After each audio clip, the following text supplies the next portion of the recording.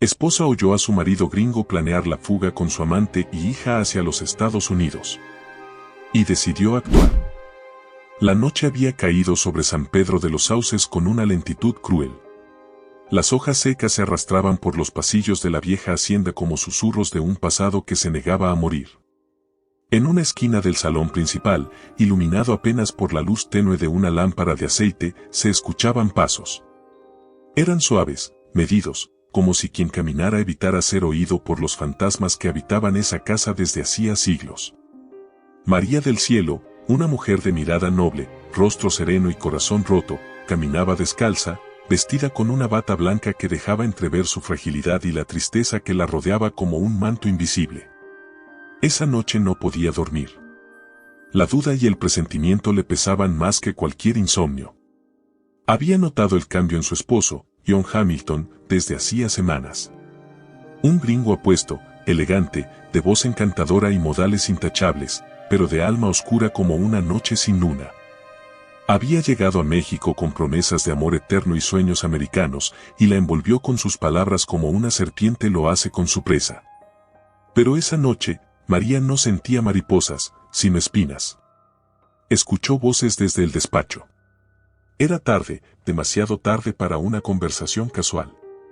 Se acercó lentamente, apoyando la mano temblorosa sobre la pared de piedra fría, hasta que estuvo junto a la puerta entreabierta. «La llevaremos esta semana», decía una voz masculina, con ese acento extranjero que ella tanto había amado y que ahora le sonaba a traición. «¿Y está seguro de que María no sospecha nada?», respondió una mujer con una voz seductora, húmeda como veneno derramado. María sintió que su cuerpo se petrificaba. Está completamente ciega. Solo piensa en su hogar feliz, en las fiestas tradicionales, en los frijoles y los rezos.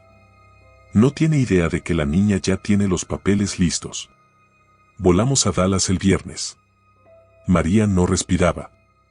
Su corazón latía tan fuerte que temió que lo escucharan del otro lado. Las lágrimas brotaron sin permiso, resbalando por sus mejillas como lluvia caliente. Su hija. Lucerito. Su niña. Su única razón para levantarse cada mañana. ¿Cómo podía ese hombre, el padre que había cargado en brazos a su bebé, que le había jurado amor a cada paso, querer arrebatarle lo más sagrado? «John», dijo la mujer, con voz melosa, «¿y si María se interpone? Entonces, desaparecerá. Nadie va a detenerme, Verónica. Esta vez, nadie». María ahogó un sollozo y retrocedió. Pisó una de las viejas maderas del suelo, que crujió como un lamento. Un segundo de silencio lo llenó todo. Las voces del otro lado callaron. «¿Oíste eso?», dijo John. María corrió. No pensó. No respiró. Solo sintió el impulso animal de alejarse, de esconderse, de proteger a su hija. Su bata flotaba detrás de ella como un fantasma blanco entre la penumbra. Corrió hasta el cuarto de Lucerito y la encontró dormida, con los rizos enredados en la almohada y un peluche en los brazos. Se arrodilló junto a la cama, la abrazó y rompió en llanto silencioso, temiendo despertar a la niña y revelarle el infierno que se avecinaba.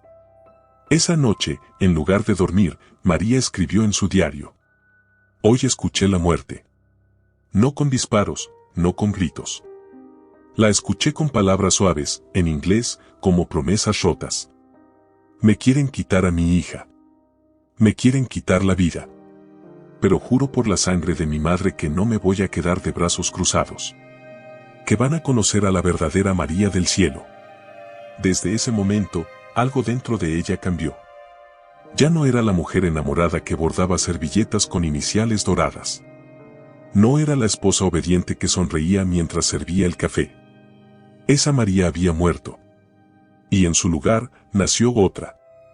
Una mujer de fuego, de silencios afilados, de rabia contenida.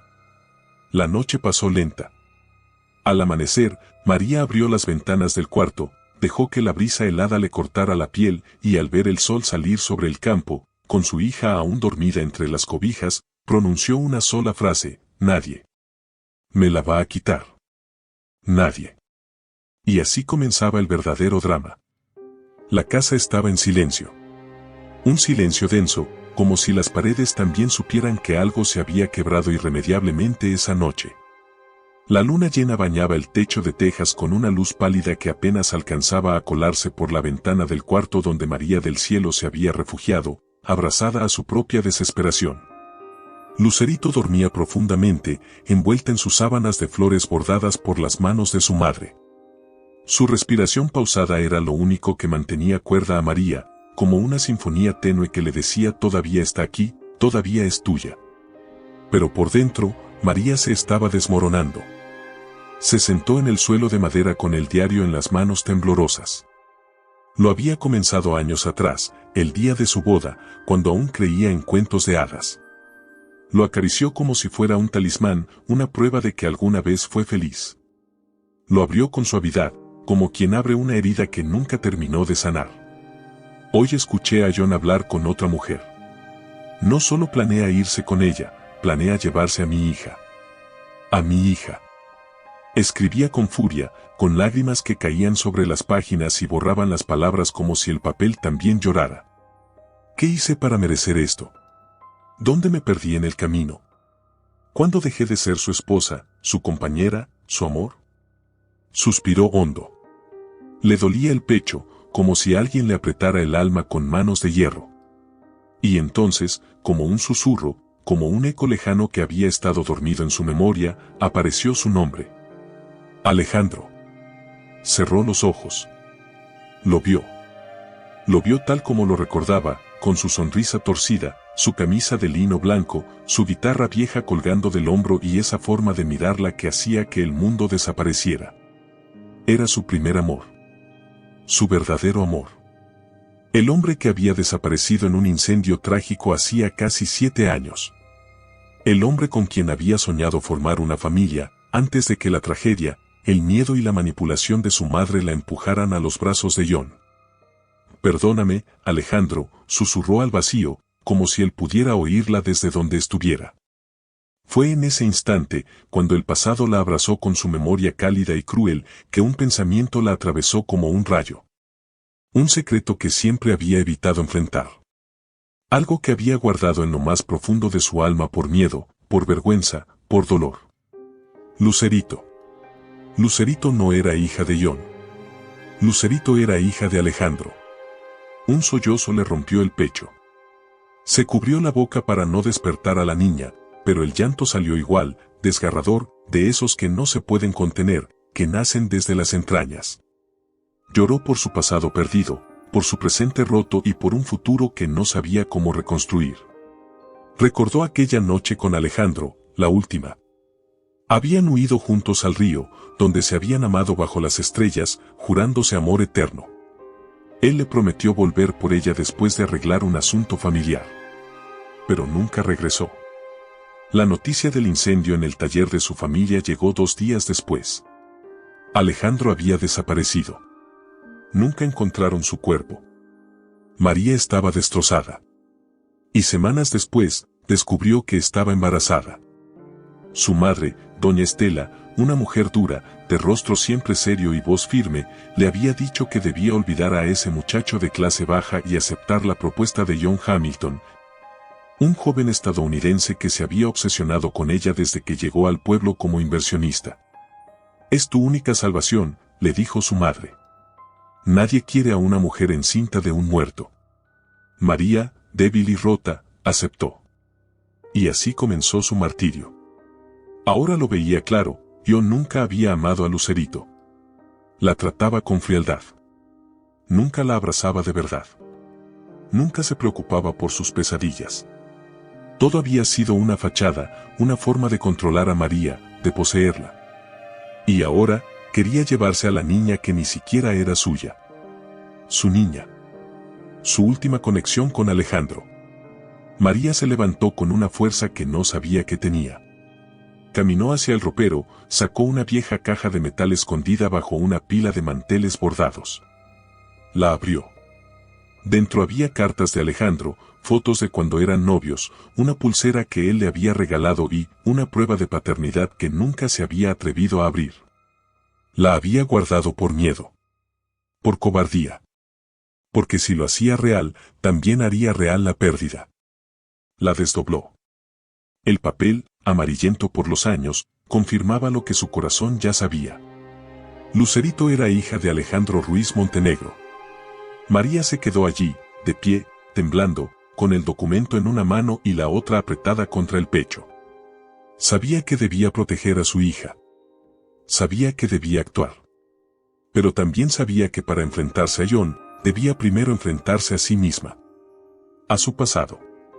A su verdad. Y a los secretos que había enterrado con lágrimas. Esa noche, María no durmió. Cocinó pan para la mañana siguiente, como si el acto de amasar le diera fuerza. Peinó a Lucerito mientras dormía, acariciando sus rizos con ternura. Releyó las cartas de Alejandro, buscó el aroma de su piel en el papel. Y al amanecer, con los ojos rojos pero la mirada firme, se miró al espejo y dijo en voz baja, ya no soy la misma. Ahora soy madre. Y voy a pelear como una leona. Y el sol entró por la ventana, como una bendición. La celda número 14 del penal de máxima seguridad Santa Águeda olía a humedad, a miedo y a venganza. Los muros, pintados de un gris opaco, parecían absorber el alma de quienes vivían entre ellos. El silencio, cortado solo por los pasos de los guardias, se volvía tan espeso que dolía en los oídos. Allí, en ese rincón olvidado del mundo, vivía una leyenda que aún hacía temblar a políticos, jueces, empresarios y hasta sicarios. Su nombre, Doña Constanza del Real Montenegro. De cabello blanco como ceniza, mirada de hielo y voz de terciopelo venenoso, Constanza había sido la mente maestra detrás del cartel La Rosa de Sangre. Un imperio de chantajes, asesinatos disfrazados de suicidios y fortunas desaparecidas. Había sido capturada hacía 10 años, traicionada por su propia familia. Pero su poder no murió con su libertad. Ese día, después de años de silencio absoluto, Doña Constanza recibió una visita. Verónica Hamilton, visitante registrada. Dijo el guardia sin emoción.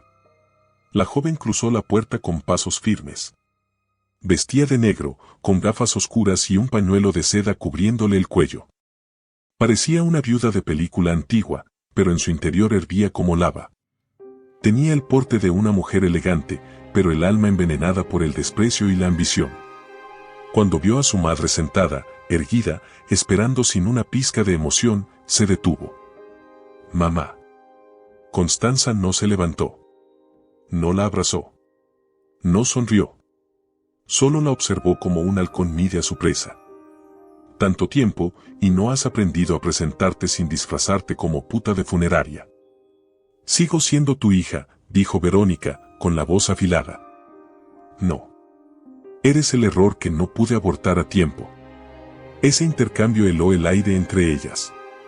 Verónica tragó saliva. Pero no retrocedió. Sabía que había venido por algo más fuerte que el amor, había venido por un consejo. Y Doña Constanza solo daba consejos cuando la sangre estaba de por medio. Estoy perdiendo el control. Dijo Verónica, finalmente. ¿Sobre qué? Sobre John. Sobre el plan. Sobre todo. María sabe más de lo que dice. ¿Y tú sabes menos de lo que finges? Un silencio. Luego, Constanza se inclinó hacia adelante, apoyando sus dedos nudosos sobre la mesa metálica. Escúchame bien, Verónica. Esa mujer es una amenaza. No solo porque tenga la niña, sino porque todavía tiene poder sobre él. John ya no la ama. Los hombres no aman, hija. Solo se acostumbran a las jaulas que les dan calor. María es su jaula original. Y eso es más fuerte que tu perfume. Verónica bajó la mirada. En su rostro apareció, por primera vez, un brillo de vulnerabilidad. ¿Y qué hago? Constanza la miró con esos ojos que habían ordenado la muerte de más de 30 personas sin siquiera parpadear. Elimínala. Verónica se estremeció. ¿Matarla? No seas tonta. Matar es sucio, llamativo. Elimínala con elegancia. Hazla caer sola. Usa su dolor. Usa su historia. Que parezca loca, que nadie la crea, que la sociedad la aplaste antes de que tú pongas una bala. ¿Entiendes? Verónica asintió lentamente. Su madre sonrió por primera vez. Era la sonrisa de una serpiente vieja, satisfecha de ver que su cría al fin afilaba los colmillos. ¿Y si falla?, preguntó Verónica. Si fallas, te olvidas de que eres mi hija. Porque yo no crío inútiles. Y si eres una, te mueres como una. Al salir de la prisión, Verónica no lloró. Pero sintió el frío de la muerte caminarle por la columna. Sabía que lo que estaba por hacer no tenía regreso. Mientras tanto, en la hacienda, María del Cielo preparaba a Lucerito para la escuela. Su rostro reflejaba cansancio, pero sus ojos brillaban con determinación. Había decidido enfrentar a John. Ya tenía la prueba de paternidad. Solo le faltaba el valor para usarla. Sin saberlo, la sombra de Verónica ya se extendía sobre ella. Ese mismo día, una trabajadora social llegó a la hacienda, enviada, según ella, por una ONG americana. Venía a evaluar el entorno de la niña. Tomó fotos, hizo preguntas incómodas y observó cada rincón con ojos fríos. María sintió un nudo en el estómago. Algo no estaba bien. ¿Quién la envió exactamente?, preguntó. Recibimos una denuncia anónima sobre abuso emocional hacia la menor. María se quedó helada. ¿Qué dice? Una madre inestable. Traumas no tratados. Episodios de ansiedad. Posibles delirios. Leyó la mujer en voz baja. María sintió que el mundo se le venía encima. Verónica estaba siguiendo el plan. Desacreditarla. Hacerla parecer desequilibrada. Quitarle a su hija sin disparar una sola bala. Esa noche, María fue al cementerio. Caminó entre las tumbas hasta llegar a la cruz sin nombre donde creía que descansaba Alejandro. Se arrodilló entre la tierra húmeda. Te fallé. No protegí a nuestra hija. No supe defenderte. Pero ahora voy a pelear. Y aunque no sepa cómo, lo voy a hacer con el alma. El viento sopló fuerte. Como un suspiro desde la tumba. Y en algún lugar, en algún rincón del mundo, un hombre con el rostro quemado por las llamas abrió los ojos al escuchar su nombre. El cielo sobre San Pedro de los Sauces había amanecido enlutado. Nubes grises cargadas de lluvia cubrían el horizonte, como si Dios mismo adivinara lo que se cocinaba en el corazón de una mujer que ya no era la misma. María del Cielo se había despertado con una sola certeza en la mente: no iba a permitir que le arrebataran a su hija sin pelear hasta el último aliento. Mientras Lucerito terminaba su desayuno inocentemente, María mantenía el rostro sereno. Pero por dentro hervía. Ya no era la mujer rota que se escondía a llorar tras las cortinas. No. Era otra. Una que había nacido entre sus lágrimas. Tomó el teléfono de la cocina, respiró hondo y marcó un número que tenía guardado desde hacía años. Hola. ¿Dolores? Necesito verte. Es urgente. Dolores Barragán no era cualquier abogada. Era una leyenda en los círculos jurídicos de la Ciudad de México, temida por jueces, fiscales y hasta ministros. Feminista feroz, defensora de mujeres víctimas del sistema, había dejado los tribunales tras una traición personal que la llevó al borde del suicidio. Desde entonces, solo aceptaba casos excepcionales. Casos donde el alma estaba en juego. ¿María?, dijo sorprendida al abrir la puerta de su oficina privada en Coyoacán. Dios mío. ¿Qué te hicieron? María la abrazó sin decir palabra. Lloró como niña, pero se sostuvo como madre. Y entonces, habló. Con voz temblorosa primero, y luego firme, relató todo.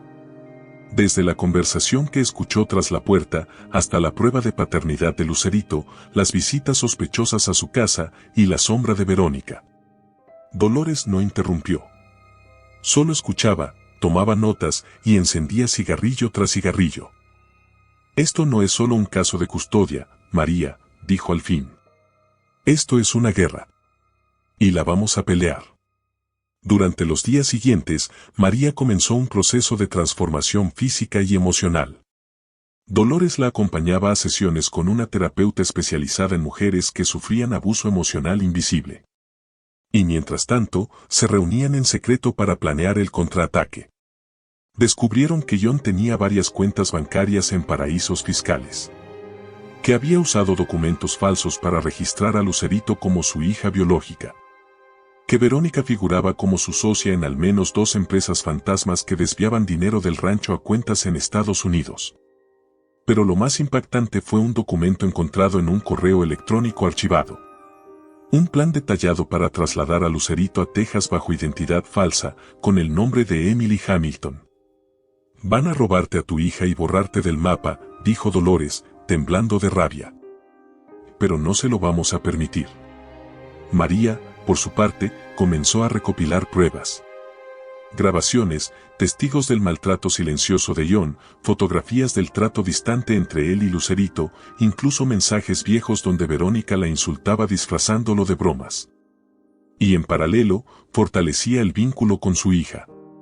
Le contaba historias por la noche, le enseñaba canciones antiguas, cocinaban juntas.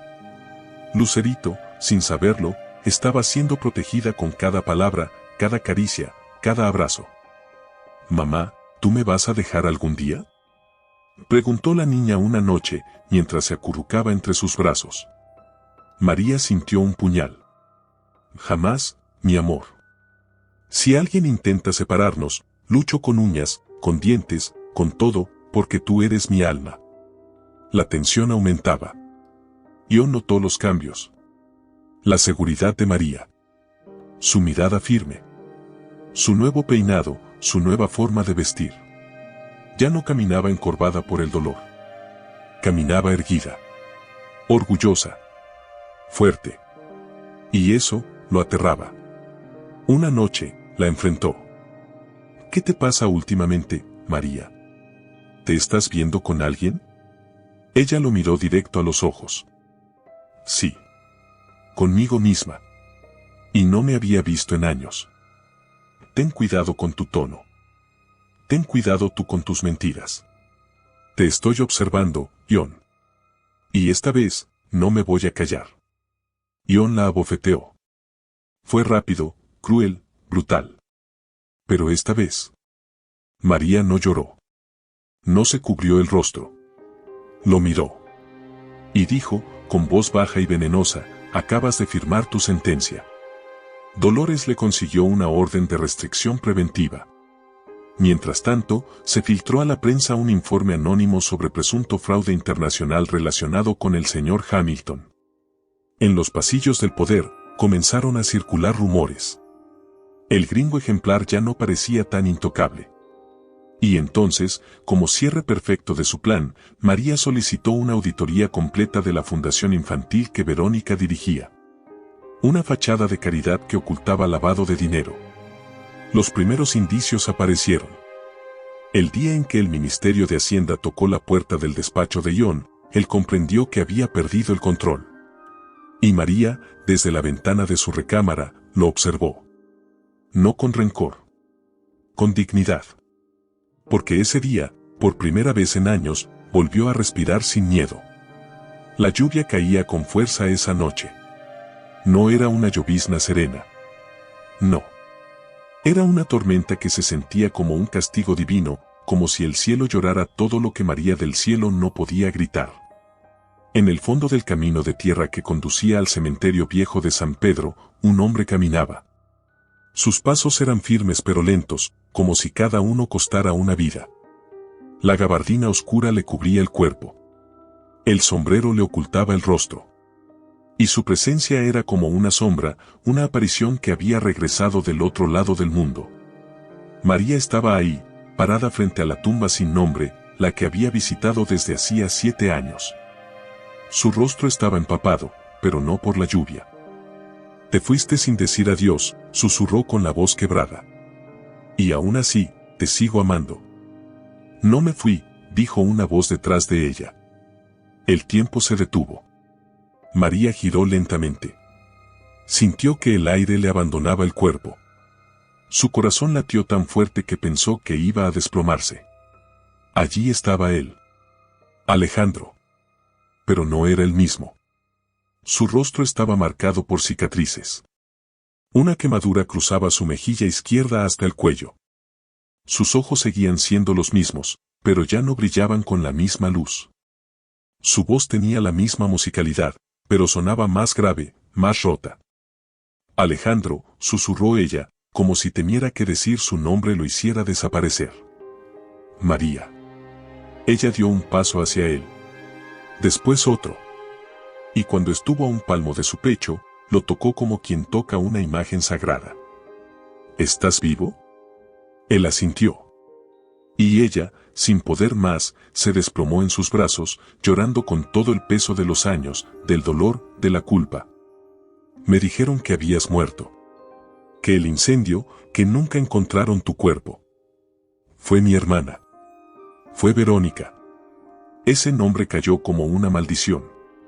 Alejandro apretó los puños. Ella ordenó el incendio. Quería quedarse con la herencia de mi padre. Quería desaparecerme. Y casi lo logra. Dios mío. Sobreviví. Pero me escondí. Estuve en hospitales clandestinos, luego en el extranjero. No podía volver. No así. No con este rostro. Tu rostro no importa. Tú estás aquí. Gritó María, aferrándose a su pecho. Estás vivo. Alejandro, estás vivo. Horas después, en la pequeña casa de campo donde Alejandro se había refugiado, él le contó todo. Cómo sobrevivió, cómo una mujer lo rescató entre los escombros, cómo había pasado años reconstruyendo su cuerpo y su espíritu. Y como nunca la había olvidado. ¿Y Lucerito? Preguntó él, finalmente. ¿Es mía? María no pudo hablar. Solo asintió con lágrimas en los ojos. Es tuya. Siempre lo fue. Alejandro cayó de rodillas. Lloró como un niño. Lloró por el tiempo perdido. Por los abrazos que no dio. Por los cumpleaños que no estuvo. Por las pesadillas de su hija que él no calmó. No sabía. Dios mío, no sabía. María se arrodilló junto a él. Tú no tienes la culpa. La culpa fue mía. Me dejé manipular. Me obligaron a casarme con Ion. Me dijeron que era lo mejor para la niña. Que tú estabas muerto. Me sentí sola. Me moría por dentro. Alejandro la miró. Su rostro herido no podía ocultar el amor que aún palpitaba en él. ¿Aún me amas, María? Ella no respondió con palabras. Solo lo besó. Un beso salado por las lágrimas, ardiente por los años de espera, desesperado por el miedo de volver a perderse. Mientras tanto, en la mansión Hamilton, Ion se enteraba de una noticia que lo dejó mudo. Se registró un hombre con el nombre Alejandro Ruiz Montenegro en el hospital regional. Vino con una quemadura antigua en revisión. Dijo su investigador privado. Ion lanzó una copa contra la pared. No puede ser. Ese maldito está muerto. Lo maté. Parece que no, señor. Está en San Pedro, y lo han visto con su esposa. Ion sintió el infierno encenderse dentro de él. Esto no va a quedar así. Esa noche, Alejandro y María caminaron por la plaza del pueblo. Nadie lo reconocía del todo. Su rostro ya no era el mismo, y él no quería que lo fuera. ¿Y Lucerito? Preguntó él. ¿Sabe quién soy? No, y no quiero decírselo todavía. Necesito hacerlo bien. Que no sea un golpe. Que no sea una confusión. Alejandro asintió. Entonces déjame quedarme cerca. Déjame verla. Aunque no sepa quién soy. Aunque piense que soy solo un amigo de su madre. ¿Y si ella se enamora de ti sin saber que eres su padre? Entonces tendré la suerte de enamorarla 2 veces. La noche caía sobre San Pedro con la lentitud de una tragedia anunciada. Las luces de la hacienda Hamilton brillaban como faros de una mentira aún intacta, mientras en su interior, los secretos se multiplicaban como serpientes bajo la alfombra. Verónica caminaba por el corredor principal con una copa de vino tinto en la mano. Iba vestida con un vestido ajustado color esmeralda que abrazaba sus curvas con descaro. Su rostro, maquillado hasta la perfección, no revelaba el huracán que le rugía por dentro. Sabía que algo se le estaba escapando de las manos. Ion se había vuelto distante, frío, incluso con ella. Y lo peor, estaba investigando sus cuentas. Aquella tarde, mientras espiaba entre sus papeles, encontró documentos que no recordaba haber firmado. Transferencias a su nombre. Depósitos desde cuentas que nunca había abierto. Ion la estaba preparando para caer. «Maldito gringo», susurró entre dientes. Sabía lo que tenía que hacer, adelantarse a él. Y para eso, necesitaba un nuevo aliado. Horas después, en una oficina discreta en Guadalajara, Verónica se encontraba con Armando Treviño, el abogado de Ion. Un hombre ambicioso, frío y hábil con la lengua tanto como con las cláusulas legales. «¿A qué debo el honor, señora Hamilton?», preguntó él, sin levantar la vista de su copa de coñac. «Quiero que trabajes para mí». «Ah, ¿sí? ¿Y por qué dejaría de trabajar para el hombre que paga mis trajes italianos?». «Porque Ion está por caer. Tú y yo sabemos que su castillo de cristal está hecho de documentos falsos y promesas rotas. Y cuando caiga, lo arrastrará todo, a menos que saltes a tiempo». Armando la miró con esa mezcla de curiosidad y deseo con la que solía mirar las oportunidades. «¿Y qué me ofreces tú?». «Inmunidad. Y placer».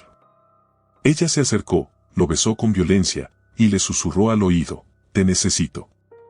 Y tú me necesitas viva. No te confundas». La alianza quedó sellada entre sábanas y papeles. Mientras tanto, en el pueblo, María del Cielo y Alejandro intentaban reconstruir algo parecido a la esperanza. Lucerito comenzaba a encariñarse con Alejandro, sin saber aún la verdad. Lo llamaba el amigo de mamá, pero lo miraba con una ternura que Alejandro no podía soportar. Cada vez que la niña lo abrazaba, su alma se desgarraba. «¿Cuándo le diremos la verdad?», preguntó Alejandro una noche. María se quedó en silencio, mirando el fuego en la chimenea. «Cuando todo esté listo. Cuando no corra peligro. Cuando no haya más monstruos rondando». Él asintió. Pero el deseo entre ellos, contenido por años de silencio, ardía bajo la piel. Y esa noche, después de muchas otras llenas de autocontrol, se entregaron al amor. Fue un reencuentro lento, doloroso y sagrado. No era solo deseo. Era memoria. Era rabia. Era una forma de curarse. Pero el amanecer no traería paz. En la hacienda, Ion observaba desde su despacho el reporte que su investigador le había enviado. «Alejandro Ruiz está viviendo con María», dijo en voz baja, con el puño cerrado. Su mirada se endureció. «¿Y mi abogado? ¿Dónde demonios está Armando?». Su asistente tembló. «No lo encontramos, señor». Ion entendió en ese momento que estaba solo. Y eso lo hacía más peligroso. Un día después, mientras María paseaba con Lucerito por el mercado, un automóvil negro lo siguió. No lo notaron. Pero alguien dentro del vehículo tomaba fotos. Alguien con lentes oscuros, guantes de cuero y un plan. Verónica y Armando no estaban jugando. Habían decidido atacar por otro frente, destruir la imagen pública de María, presentar a Alejandro como un delincuente fugitivo, e incluso insinuar que Lucerito estaba en peligro viviendo con una madre mentalmente inestable. Y entonces, llegó la carta. Una notificación judicial, entregada por un hombre de traje gris. María la leyó con manos temblorosas: «Se solicita comparecencia inmediata ante la Procuraduría de la Defensa del Menor por denuncia de presunta negligencia. Entorno inestable y convivencia con un individuo vinculado a delitos federales». María cayó de rodillas. Lucerito se acercó. «¿Mami? ¿Estás bien?». «Sí, mi amor», respondió ella, tragándose las lágrimas. «Todo va a estar bien». Pero no lo estaba. La tormenta volvía. El amanecer llegó con un suspiro contenido. En la casa de María, la calma era apenas una ilusión. Las paredes escondían más miedo del que podían sostener. y en el aire flotaba una tensión que oprimía el pecho. Lucerito desayunaba en silencio. La niña, de apenas 7 años, había comenzado a notar los susurros entre adultos, las miradas nerviosas, el temblor en las manos de su madre cuando pensaba que no la veía. María intentaba sonreír, pero la sonrisa no llegaba a sus ojos. Alejandro la miraba desde la puerta, con el alma desgarrada. Sabía lo que estaba en juego. «Mamá, ¿puedo llevarle a la maestra mi dibujo?», preguntó Lucerito con ilusión. «Claro que sí, mi amor», respondió María, con la voz dulcísima que se reserva solo para los hijos. Pero cuando la niña salió por la puerta, escoltada por un chofer de confianza, nadie imaginaba que sería la última vez que la verían por días. Días que se convertirían en siglos. Verónica observaba desde un auto negro, estacionado al final de la calle. Llevaba lentes oscuros y un sombrero elegante. «Asegúrense de que no sufra. Pero llévensela hoy».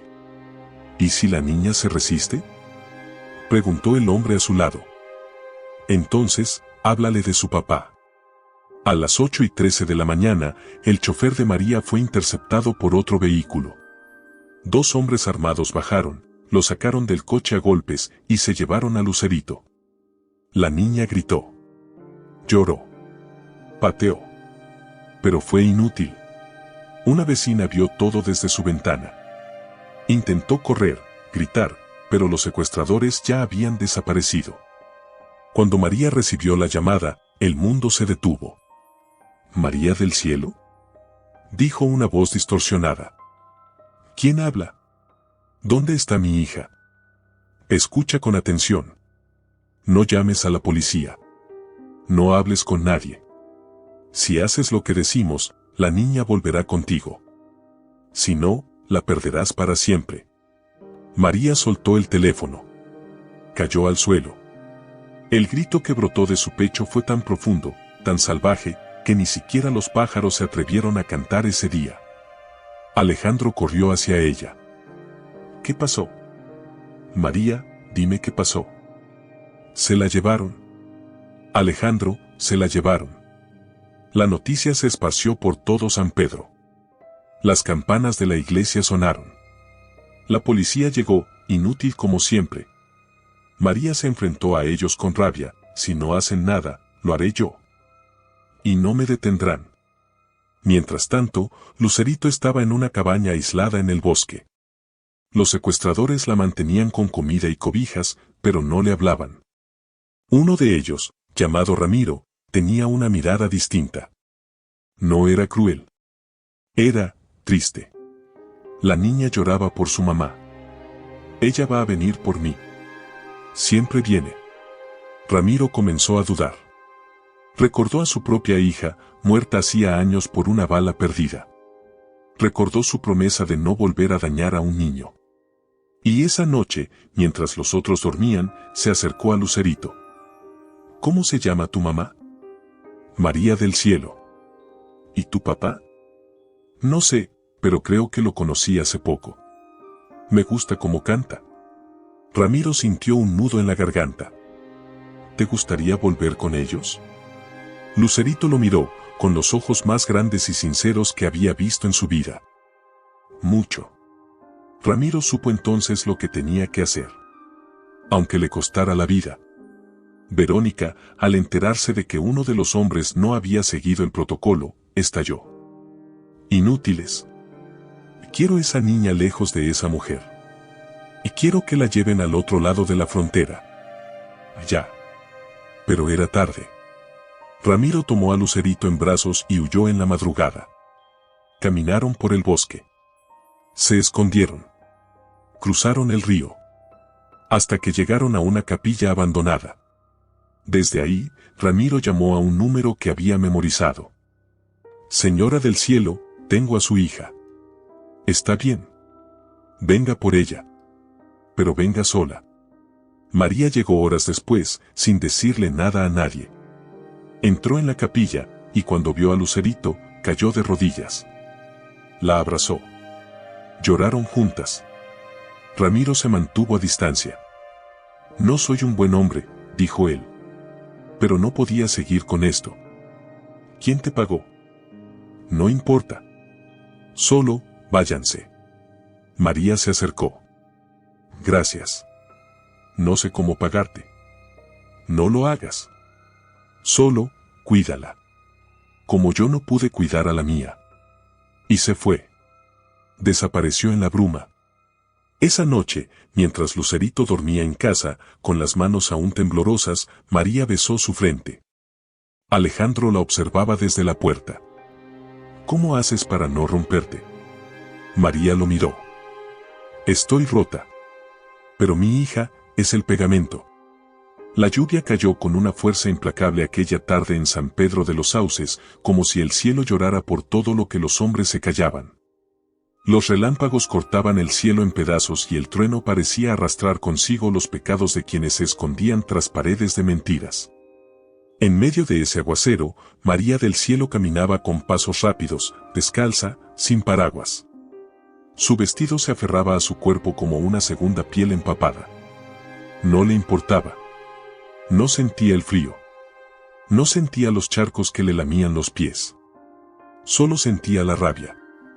Esa tarde, por fin, había descubierto que John no solo había querido robarle a su hija. No. Él había intentado matarla años atrás. Alejandro.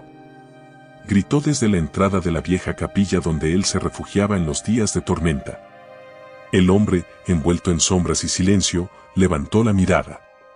Sus ojos estaban llorando, pero no por la lluvia. ¿Sabías? María lo dijo sin rodeos. Sin titubear. Con la voz temblando no de duda, sino de furia. Alejandro se quedó quieto. Por un segundo pareció una estatua. Sí. María retrocedió un paso. ¿Desde cuándo? Desde siempre. Desde que desperté entre llamas.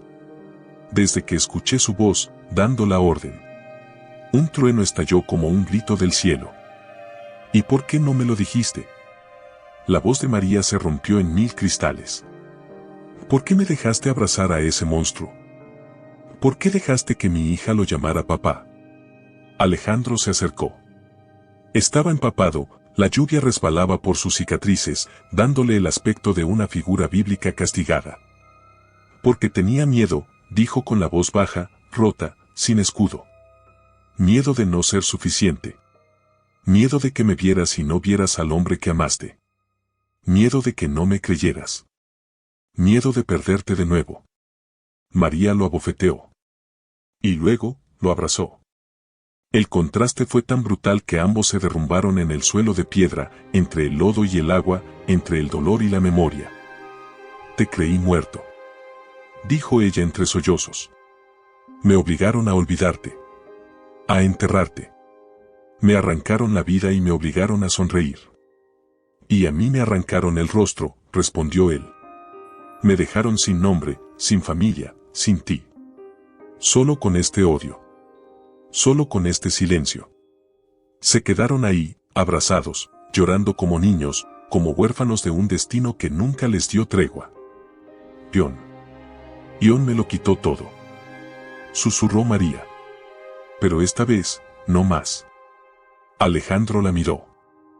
Tenemos que desenmascararlo. No solo por nosotros. Por Lucerito. Por todo lo que nos robó. Esa noche, María escribió una carta. La guardó bajo su almohada. Era una carta para su hija. Por si algo le pasaba. Mi amor, si algún día lees esto y ya no estoy contigo, quiero que sepas que te amé más que a mi propia vida. Que todo lo que hice fue por ti. Y que tu verdadero papá es el único hombre que me amó con el alma. Mientras tanto, en su oficina, John se servía un whisky. No tenía idea de lo que se avecinaba. Verónica lo observaba desde el otro sillón, con las piernas cruzadas y una sonrisa venenosa. ¿Y si María habla? ¿Quién le va a creer? Respondió John con arrogancia. Una mujer emocionalmente inestable, casada con un hombre deformado, perseguida por los tribunales. Está acabada. ¿Y si no? Entonces, la acabamos nosotros. Al día siguiente, María fue al juzgado. Presentó una nueva demanda. Entregó la prueba de ADN, las grabaciones, los documentos del incendio. La jueza la escuchó en silencio. Señora del cielo, dijo finalmente, si esto es cierto, lo que usted denuncia no es solo custodia, es intento de homicidio. Es corrupción. Es una red criminal. Lo sé. ¿Está dispuesta a seguir con esto hasta las últimas consecuencias? María la miró con una convicción que solo tiene quien ha perdido todo y ha vuelto a empezar. Estoy dispuesta a dar mi vida, si eso significa salvar a mi hija. Esa noche, María y Alejandro se abrazaron en la cama. La tormenta había cesado. Pero sabían que la verdadera guerra apenas comenzaba. ¿Crees que nos dejen ser felices algún día?, preguntó ella. Quizá no nos dejen. Pero lo vamos a pelear como si nos lo debieran. Y fuera, sobre la tierra mojada, una rosa floreció en medio del barro. El día comenzó como cualquier otro en San Pedro de los Sauces, pero había un aire diferente. El viento no soplaba con la ligereza habitual. La gente no caminaba con la misma calma. Era como si el pueblo supiera, instintivamente, que algo estaba a punto de quebrarse. Y así fue. A las 6 de la mañana en punto, el Noticiero Nacional interrumpió su programación regular con una exclusiva, última hora. Documentos filtrados a la prensa revelan una red de empresas fantasma, desvío de fondos y fraude fiscal encabezado por el empresario estadounidense John Hamilton. El escándalo ha alcanzado también a la Fundación Nueva Esperanza, dirigida por su esposa, Verónica Montenegro. María estaba frente al televisor, con el control remoto en la mano y el corazón latiendo con fuerza. Alejandro, sentado a su lado, le apretó la rodilla con delicadeza. «Lo hiciste», susurró él. «Lo hiciste». Pero en realidad no fue ella sola. Fue Dolores Barragán, su fiel aliada, quien había entregado cada prueba al periodista más temido de todo México, Tomás Galván, conocido como el Lobo de la Verdad. En su reportaje de 1 hora, se mostraron correos, transferencias bancarias, declaraciones juradas y grabaciones de llamadas telefónicas. El audio más impactante estremeció al país entero: «Si esa mujer se interpone, la desaparecemos». «Nadie va a detenerme, Verónica», decía la voz inconfundible de John. Y entonces, el país entero supo. Verónica lanzó una copa de vino contra la pared. ¿Cómo es posible que se haya filtrado eso? ¿Cómo? ¿Quién fue? John, en cambio, estaba helado. No dijo una palabra. Solo caminó de un lado a otro en su despacho, con las manos en los bolsillos y la mandíbula apretada. «Nos van a destruir», dijo finalmente. Verónica lo miró, con una mezcla de miedo y desprecio. «No, John. A ti te van a destruir. Yo, aún tengo unas bajo la manga». Él la fulminó con la mirada. «¿Me traicionaste? ¿Tú no me traicionaste primero?» Hubo un silencio largo, lleno de odio, de rencor, de traición compartida. Y entonces, por primera vez, John sintió algo que nunca había sentido en su vida: pánico. Esa tarde, María fue al juzgado. Las autoridades ya estaban en movimiento. Dolores la acompañó, vestida con su traje oscuro, los tacones firmes, la mirada decidida. «Hoy comienza el derrumbe», le dijo a María. «Y no va a ser lento».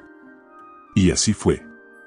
La fiscalía ordenó el congelamiento inmediato de las cuentas de John Hamilton. Se emitieron órdenes de aprehensión contra 2 de sus socios. Y la Interpol lo colocó en la lista roja. Pero eso no fue todo. El DIF, Sistema Nacional para el Desarrollo Integral de la Familia, recibió una solicitud urgente de revisión del caso de custodia de Lucerito, y en menos de 48 horas se programó una audiencia extraordinaria. Esa noche, John y Verónica intentaron huir. Fueron hasta una propiedad privada en las afueras del estado. Iban a abordar una avioneta rumbo a Panamá. Pero en la pista ya los esperaban. «Interpol. No se muevan». Verónica gritó. John corrió. Lo detuvieron con fuerza. Lo esposaron frente a ella. «Suéltenme. Soy inocente». Esto es una conspiración de mi exmujer. Tiene derecho a guardar silencio, señor Hamilton, respondió el oficial. Todo lo que diga puede y será usado en su contra. Y entonces cayó. El juicio mediático no tardó en comenzar. Los periódicos titulaban, empresario millonario, acusado de intento de homicidio y fraude Verónica Montenegro, de socialité a cómplice María del Cielo, la mujer que venció al monstruo. La gente en la calle hablaba de ella. De su valor. De su fortaleza. De cómo una mujer, sola, sin armas ni fortuna, había tumbado a un hombre que se creía invencible. En la hacienda, María miraba el cielo. Estaba despejado. Por primera vez en mucho tiempo, no había tormentas. Alejandro se le acercó con Lucerito dormida en brazos. ¿Lo escuchaste? Sí. Cayó, María. Cayó. Ella sonrió. Pero no era una sonrisa de victoria. Era una sonrisa herida. Una que sabía que la batalla no había sido solo contra John, sino contra sí misma. Y aún así, dijo ella, siento un vacío. Es normal. Respondió Alejandro. Cuando uno lucha tanto por algo, y lo consigue, lo que sigue es sanar. En su celda, John Hamilton se miraba en el pequeño espejo oxidado. Estaba solo. Sin dinero. Sin poder. Sin aliados. Y lo peor, sin voz. La última entrevista que concedió fue publicada sin censura. En ella, se le escuchó decir, nunca pensé que ella tuviera el valor. Pensé que siempre la tendría bajo mi control. Me equivoqué. Y lo pagaré con cada día que pase en este infierno. El Palacio de Justicia de la Ciudad de México no había presenciado algo así en décadas. Afuera, las cámaras se agolpaban como buitres alrededor de una presa.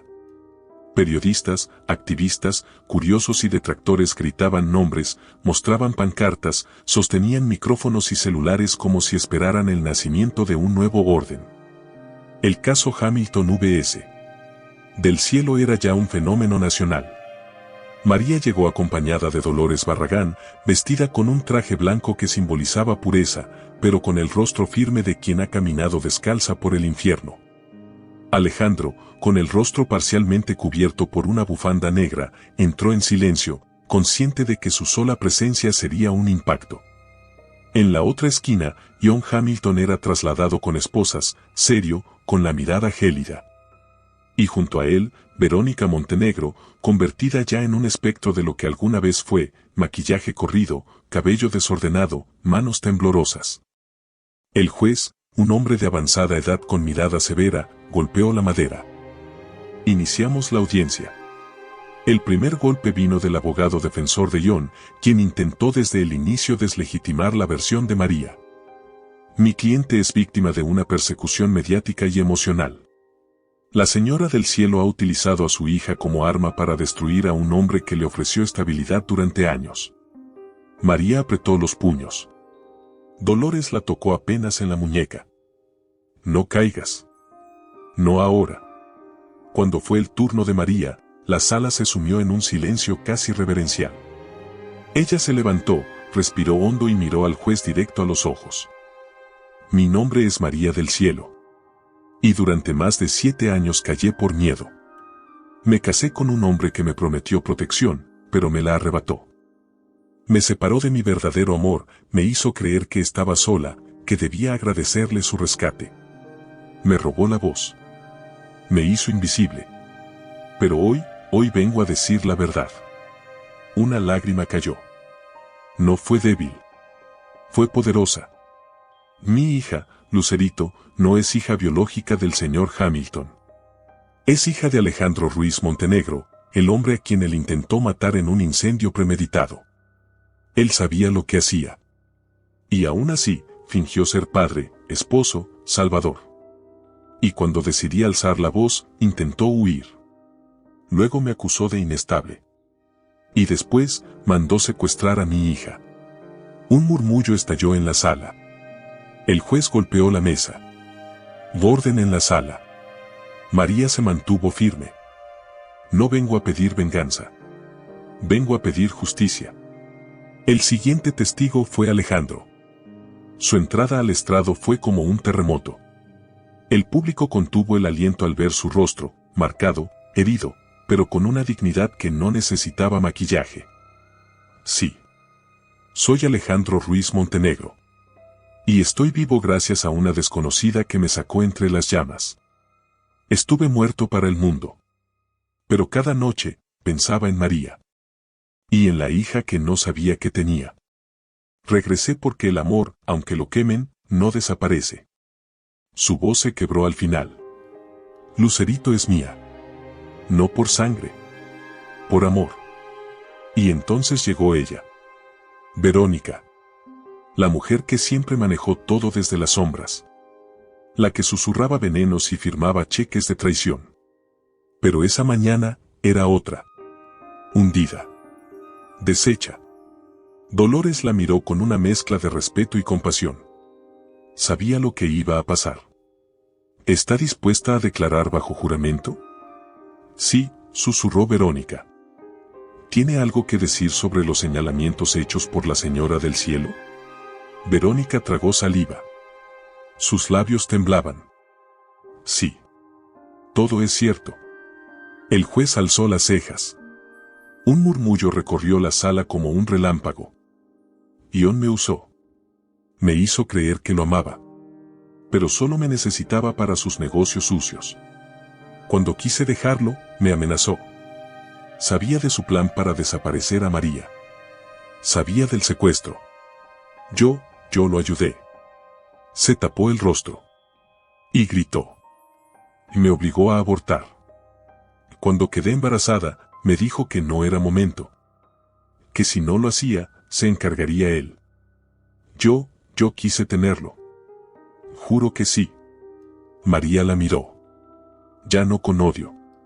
Con algo parecido al perdón. O al menos, a la compasión que solo alguien que también fue víctima puede sentir. El juez pidió receso. Dolores se acercó a María. Ya está hecho. El resto, es tiempo. Al reanudar la sesión, el juez fue directo. En vista de las pruebas presentadas, los testimonios bajo juramento y las grabaciones, este tribunal declara la pérdida de la patria potestad por parte del señor John Hamilton. Se concede la custodia total a la madre biológica, señora María del Cielo. Un estallido de aplausos se dio en la sala. María lloró. Alejandro la abrazó. Y en medio del bullicio, Verónica se desmayó. Horas después, en la habitación de un hospital psiquiátrico, Verónica hablaba sola.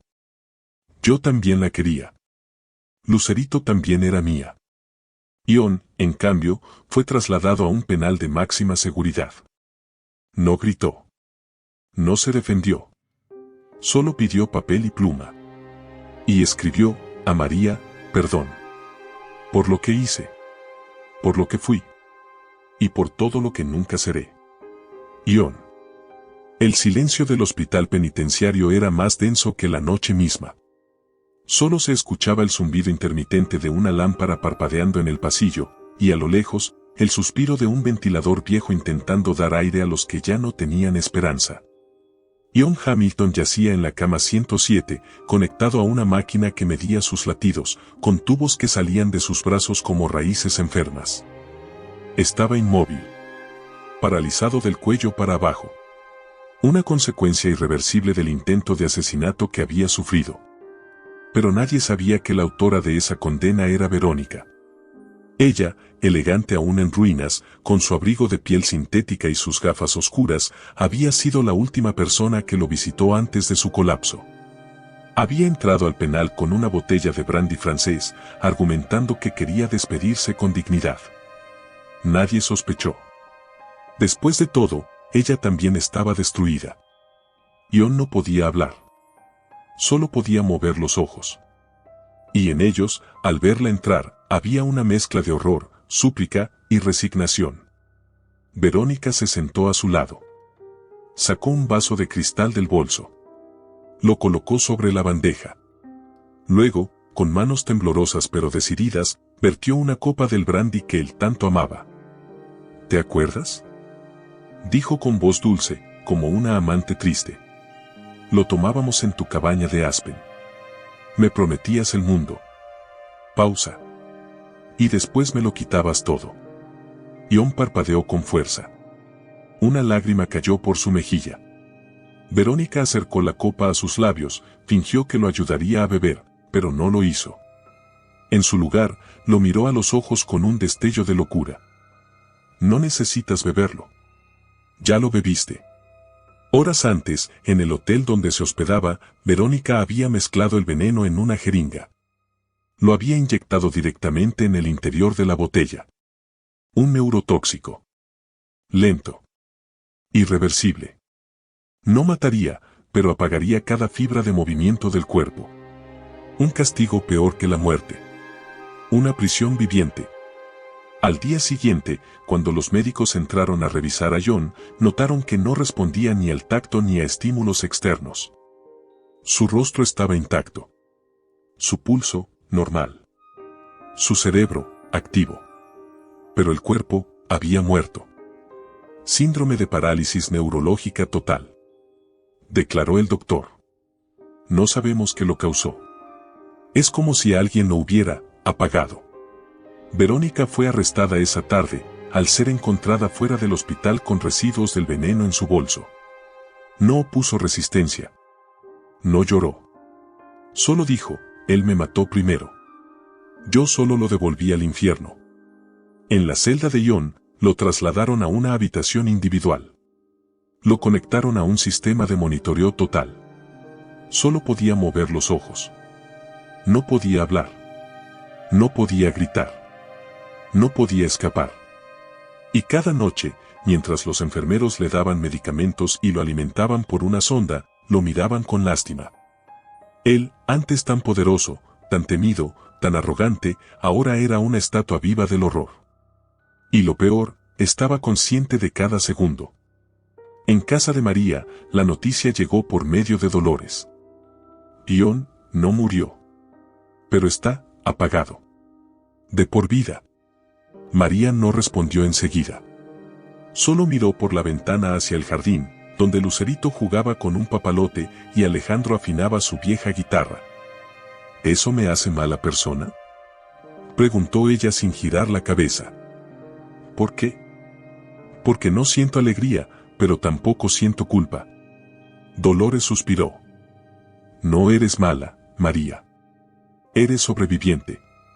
Esa noche, María escribió una nueva carta en su diario. No siempre gana la justicia. A veces, gana el equilibrio. A veces, el universo no te da lo que pediste, pero sí lo que merecías. En el hospital psiquiátrico, Verónica cantaba una canción infantil que su madre le había enseñado de niña. Una enfermera la observaba desde lejos. ¿Y ella, siempre canta esa canción? Todos los días. Justo a las 3 de la tarde. A la hora exacta en la que intentó matarlo. En el penal, John seguía vivo. Seguía escuchando. Seguía viendo. Pero ya no podía hacer daño. Y en sus noches, una pesadilla lo perseguía, Lucerito, con una vela en la mano, acercándose lentamente, susurrándole al oído, «Papá, ya no eres el malo. Ahora, estás solo». Y él lloraba. Pero nadie podía escucharlo. Era una mañana tranquila. La primera en mucho tiempo. La casa estaba en silencio, solo interrumpido por la risa lejana de Lucerito que corría por el jardín con su papalote azul. Alejandro afinaba su guitarra y María preparaba café con canela. La calma sabía a milagro. Pero la paz dura poco en las historias marcadas por el destino. Un auto gris se estacionó frente a la casa. María no le dio importancia al principio. Hasta que escuchó los pasos, y el timbre sonó como una sentencia. «Sí», dijo, abriendo la puerta con un trapo de cocina en la mano. Del otro lado, estaba una mujer. No pasaba de los 40. El cabello oscuro, largo y desordenado. La ropa sencilla, pero digna. Ojos oscuros, profundos. Cansados. Su mirada era la de quien ha llorado durante años sin que nadie la escuche. ¿Usted es María del Cielo?, preguntó la mujer con voz baja. Sí, soy yo. Silencio. Y luego, la bomba. Mi nombre es Carla. Y Lucerito es mi hija. El alma se le fue del cuerpo. María no reaccionó al instante. Su primer impulso fue cerrar la puerta. Pero no lo hizo. Algo en los ojos de aquella mujer le impidió dar el paso. ¿Qué dijo? Por favor, no me corra. No vengo a arrebatarle nada. Solo, necesito verla. Una vez. En la cocina, Alejandro miraba por la ventana. Su instinto le advirtió que algo andaba mal. Caminó hacia la puerta. Y al ver a Carla, se detuvo en seco. La reconoció de inmediato. Tú eras la enfermera del hospital de Chiapas, murmuró él. Sí, respondió Carla. Fui yo quien la tuvo en brazos cuando nació. Y fui yo quien la entregó. María temblaba. ¿Cómo te atreves a venir ahora? ¿Después de 7 años? ¿Después de todo lo que pasamos? Esa niña es mía. Lo sé.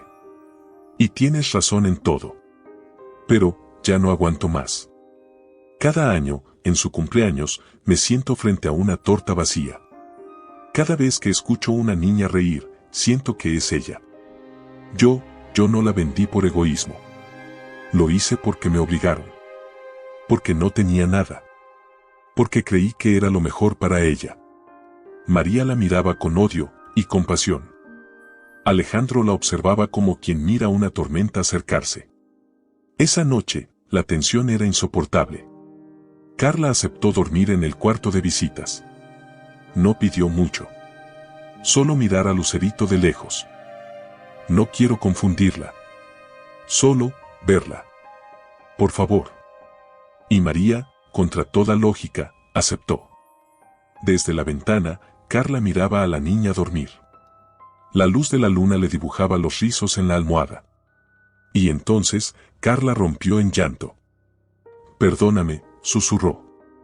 Perdóname, hija. Días después, Carla pidió una reunión formal. No estoy aquí para arrebatar. Estoy aquí para entregarme. Si ustedes me lo permiten, quiero ser parte. Aunque sea un rincón pequeño. María no respondía. Alejandro, siempre calmo, hablaba en su lugar. ¿Qué necesitas? Redención. Pero entonces llegó el sobre. Un abogado, enviado desde la capital, entregó un documento oficial. Una demanda. Solicitud de reconocimiento de maternidad. María cayó al suelo al leerlo. Gritó. Lloró. Maldijo. Mentiste. Y me juraste que no ibas a quitármela. Carla llegó corriendo, igual de desconcertada. Yo no envié eso. Lo juro. No sé quién. Y entonces lo entendieron. Doña Constanza. La madre de Verónica. Desde la cárcel. Ella fue quien movió los hilos. Usó a Carla. Manipuló papeles. Abrió un frente nuevo de guerra. Dolores intervino. Presentó una contrademanda. El caso se convirtió en escándalo nuevamente. La gente opinaba en redes sociales. Había quienes defendían a Carla, otros a María. El pueblo se dividió. Pero Lucerito solo quería paz. Una tarde, se acercó a su madre. Mami, ¿yo tengo otra mamá? María se congeló. ¿Quién te dijo eso? La señora que me trajo un osito. Me dijo que me tuvo en su panza. Pero que tú me tienes en tu corazón. María no pudo más. Se encerró a llorar. Alejandro la encontró horas después, abrazada al diario. Ya no sé qué es lo correcto. Lo correcto es lo que no te rompa más. Dijo él. Lo correcto es lo que Lucerito entienda como amor. Los pasillos del laboratorio judicial estaban fríos. No solo por el aire acondicionado, sino por el peso de lo que allí se decidía, quién era madre, quién era hija, quién tenía derecho, quién debía soltar. Una pequeña caja sellada contenía la respuesta que podía deshacer vidas o unirlas para siempre. María sostenía la mano de Alejandro. Él no hablaba. Sus ojos, llenos de fe y miedo, solo buscaban fuerza en ella. Carla, sentada al otro extremo de la sala, jugaba con una pulsera de tela. La había tejido el día que supo que su hija estaba viva y feliz. No sabía si se la daría hoy o si se la llevaría a la tumba. El doctor entró. Sobre su escritorio, colocó 2 sobres. Uno era la prueba de ADN. El otro era un veredicto emocional. ¿Están listos? Nadie respondió. Bien. El doctor respiró hondo. En la comparación genética entre Lucerito del Cielo y la señora Carla Ramos, se confirma que existe coincidencia genética gestacional. Es decir, sí, es su madre biológica por vientre. Un suspiro se escapó del pecho de Carla. Pero no sonrió. En cuanto a la paternidad, se confirma con un 99.999% de certeza que el señor Alejandro Ruiz Montenegro es el padre biológico. Silencio. Ni un solo sonido. Ni un llanto. Ni una palabra. Hasta que Carla, muy despacio, se puso de pie. Yo quiero hablar. La jueza, mujer de rostro severo pero corazón noble, permitió que lo hiciera. Carla se adelantó hasta el centro de la sala. Temblaba. No de miedo. De amor contenido. Yo no vengo a reclamar a una niña que no conozco. No quiero pelear por una hija que no me dice mamá. No quiero arrancarla de la mujer que le enseñó a caminar, a reír, a soñar. Se volvió hacia María. Usted le dio todo. Le dio vida verdadera. No la biológica. La real. Las lágrimas corrían libres. Solo quería saber si todavía cabía en su mundo. Aunque fuera en un rincón. Para no morir cada noche sin saber si estaba bien. Pero ahora, ya lo sé. Y con eso, me basta. Sacó de su bolso un sobresellado. Este es un documento legal. Cedo todos los derechos. Renuncio a cualquier vínculo jurídico. No porque me obliguen. Porque la amo. La amo tanto, que me duele más quedármela que soltarla. Y entonces, desapareció. Literal. Salió del juzgado sin mirar atrás. Alejandro intentó detenerla. María la llamó. Pero Carla no respondió. Solo dejó una carta en el asiento. Cuídenla. Enséñenle que tuvo 3 madres, la que la dio, la que la crió, y la que la dejó ir para no romperla. Esa noche, Lucerito encontró a María llorando en la cocina. «Mami, ¿estás triste?» «Un poquito, mi amor». «¿Por qué?» María la miró. No supo mentirle. «Porque una parte tuya se fue». Lucerito se acercó. Le limpió una lágrima con sus deditos. «No pasa nada, mami. Aquí estás tú. Y yo. Y mi papá que canta bonito. No necesitamos más». María sonrió. Y lloró más fuerte. Días después, en el lago donde María solía ir a rezar, encontraron una bufanda roja y una pulsera de hilo. No hallaron cuerpo. Pero en la piedra más grande, alguien había escrito con lápiz: «A veces, el amor más grande es el que se va sin ruido». Era una tarde tibia de abril. El viento movía las flores del campo como si danzaran con el pasado, como si acariciaran las memorias. María del Cielo caminaba descalza por la hierba mojada. En su vestido blanco, el sol dibujaba reflejos dorados. Se acercaba el día que tantas veces había soñado, pero que jamás creyó merecer. Lucerito dormía una siesta ligera, abrazada a la guitarra de su papá.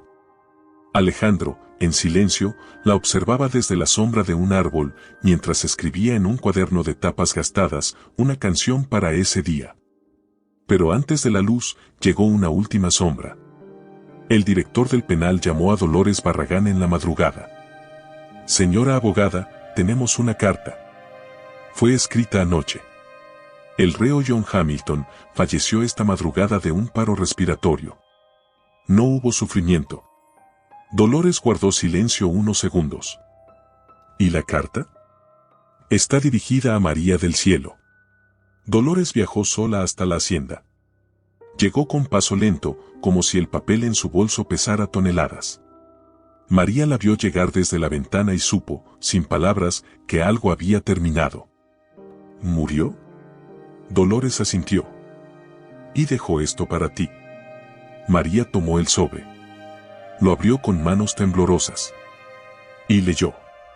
María, no hay justificación para lo que hice. Fui cruel. Fui débil. Te quise a mi manera, la equivocada. Quise poseerte, no amarte. Quise ser padre, sin saber lo que eso significaba.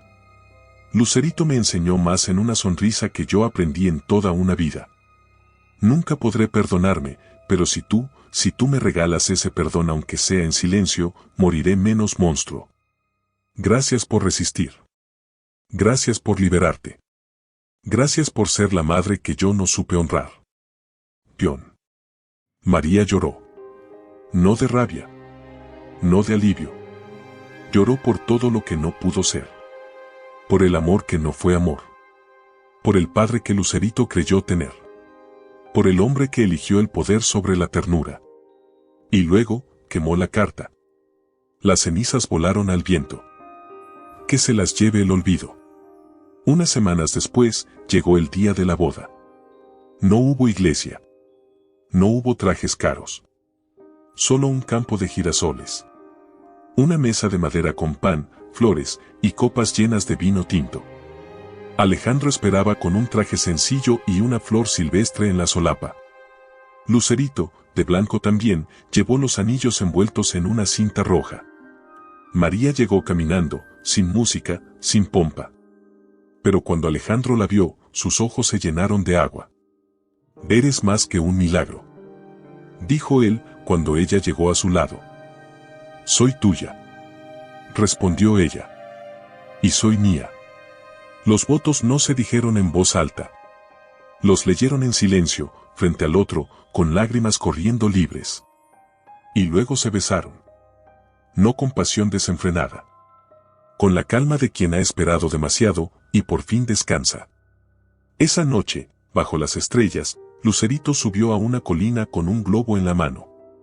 Dentro del globo había un papel.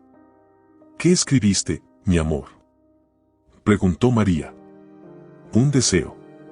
Pero no se dice. Solo se siente». María le ayudó a soltar el globo. Y juntas lo vieron elevarse, danzando entre las estrellas. Lucerito sonrió. «Que el dolor de mi mamá se convierta en alegría para siempre». Verónica nunca fue encontrada. Algunos decían que había muerto. Otros, que vivía en una isla cuidando niños huérfanos. Lo cierto es que su habitación en el psiquiátrico quedó vacía una mañana. Y sobre su cama, había una foto de Lucerito. Carla, desde el anonimato, enviaba cada año una carta sin remitente con un girasol dentro. Nunca firmaba. Pero María sabía. Y en su corazón, le agradecía.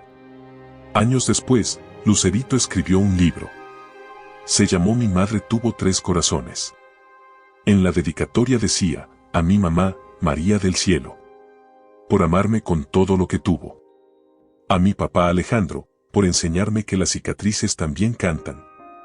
A la mujer de ojos tristes que un día desapareció, y me dejó una pulsera hecha con lágrimas. Gracias. Porque me dieron la vida. Y no me la quitaron jamás. Si esta historia tocó tu corazón tanto como nos tocó escribirla, no te vayas sin dejar tu comentario. Queremos saber qué parte te hizo llorar, qué personaje se robó tu alma y cómo viviste cada giro dramático. No olvides darle un me gusta al video, compartirlo con quien ama las novelas intensas y suscribirte para no perder ninguna historia como esta. Tu apoyo nos inspira a seguir creando con el corazón.